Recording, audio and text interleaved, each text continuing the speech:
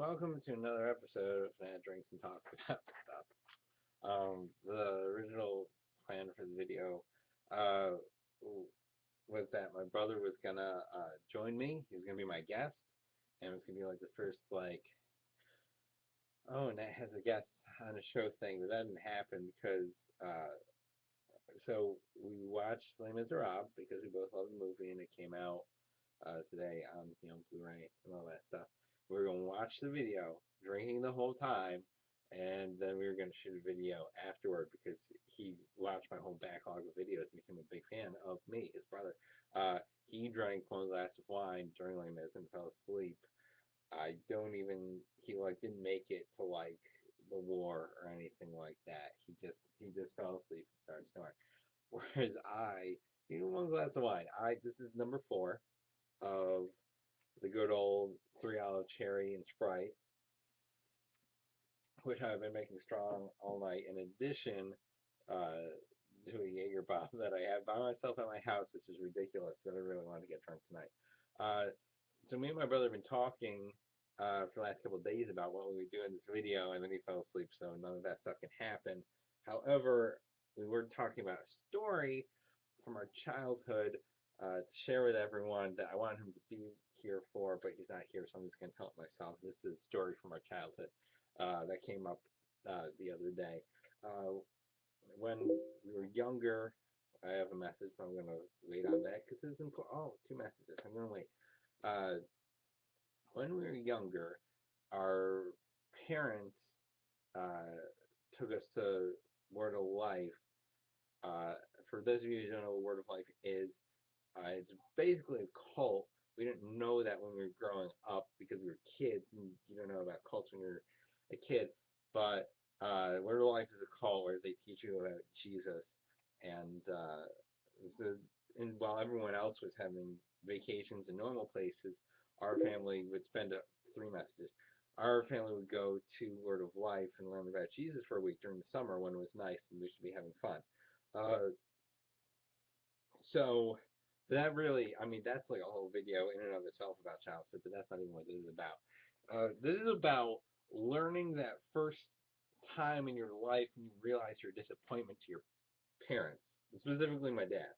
Uh, I was about 7 at the time, and we were at Widow Wife, and I've never been a strong swimmer. I'm still not one now. I can't even remember the last time I swam.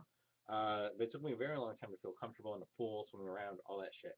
Uh, so I'm like 7 years old, and Word of Life had a community pool, which I assume they did baptisms in because it was that kind of place. I'm in this pool with my dad, Paul. Paul was there. He can back up everything I say about this story. He's unfortunately asleep right now. We're all in the pool. There's this kid who's younger than me. He's probably 5.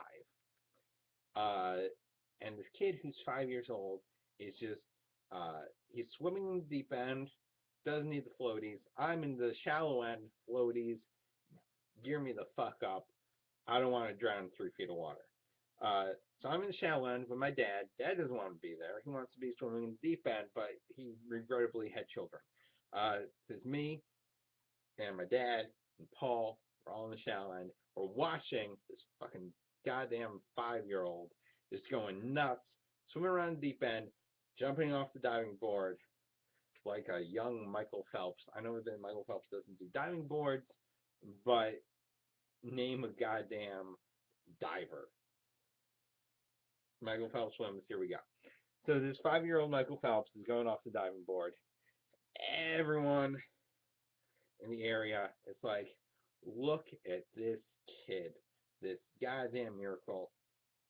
Now they would say it like that, because again, Word of Life, Jesus, all that stuff, they refrained from the term goddamn. But I'm just there like, look at this goddamn miracle of a kid just going off the diving board or whatever. And me personally, I'm like, whatever. Like, I don't care that this kid is going off the diving board at 5 years old. But my dad is watching this, and he he says something to me along the lines of like it would be great if you, Nat, who's older than that kid, could do that, could do the diving thing.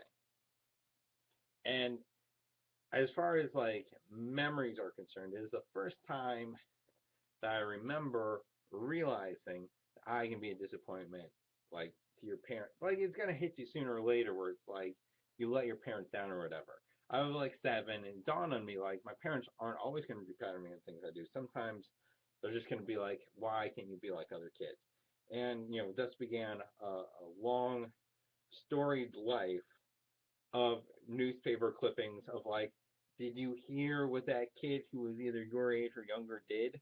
How they like found some molecule that could potentially cure cancer? Like this is a starting at 7, and it slowed down a little bit because they've given up on me. But for a very long time, it was like any time anyone of my age or younger did anything and ended up in the newspaper, like that shit's getting cut out.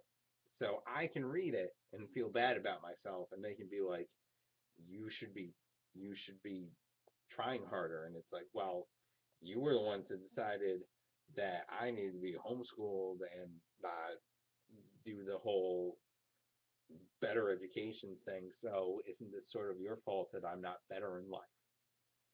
Not even going to social aspects that you robbed me of, because that there's a fucking hour video. Okay, we're back in the pool. I'm getting distracted. We're in the pool, and it's me and my dad and my brother. And my dad says something to me along the lines of, "Wouldn't it be great if you could be like this kid?" Literally 10 seconds later, and Paul will back me up on this, that it was this much of a fucking difference in time. This fucking kid on the diving board, and he decides to do like a little fucking 180 off the diving board. So he jumps off the diving board. He turns around 180, doesn't clear the diving board, which, as someone who is not a fan of diving boards, knows is important to do. That's 180, doesn't clear it, fucking hits his chin on the diving board on his way down. This boom goes into the water. He, the the actual details of this, I think I blacked out because they're probably horrifying. But I know that that kid walked around for the rest of the week with just stitches right, right here, uh, because he really fucked himself up on that diving board. And chances are, I'm sure we prayed for that kid every day afterward because he was fucking messed up. But if I had the comedic timing that I have now, and I gotta say I'm pretty proud of my comedic timing. If I had the comedic timing then at 7, I would have turned to my dad literally 10 seconds after he made some comment about how he wishes that kid was his. But that's really what it comes down to. I would have, with that comedic timing that I have now, been like, I'm sorry, Dad. What were you saying about that kid being awesome?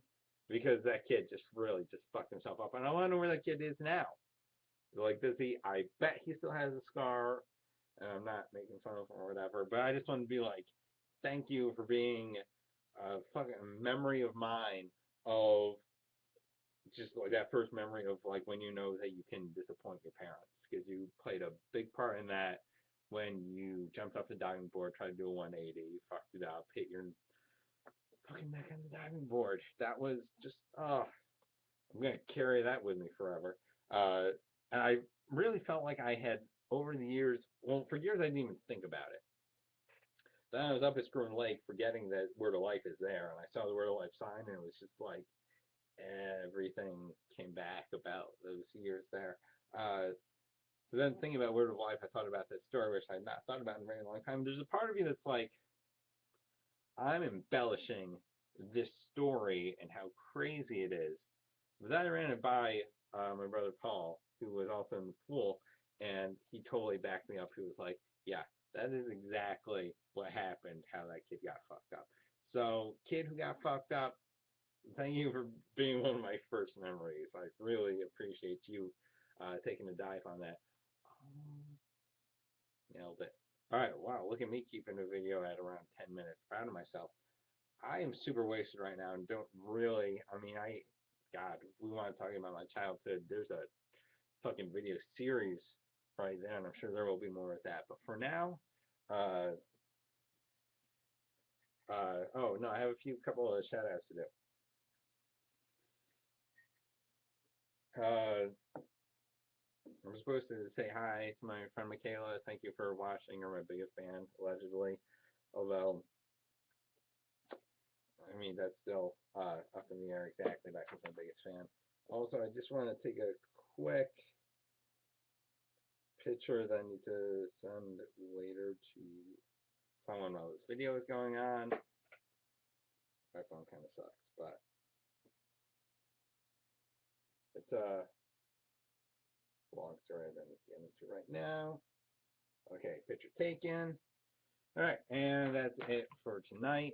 I hope to do this again soon because, God, I love making these videos. Anyway, have a good night, everyone. This is, once again, Ned Drinks Heavily. I'm going to add that in next time. Ned Drinks Heavily and talks about stuff. Have a great night.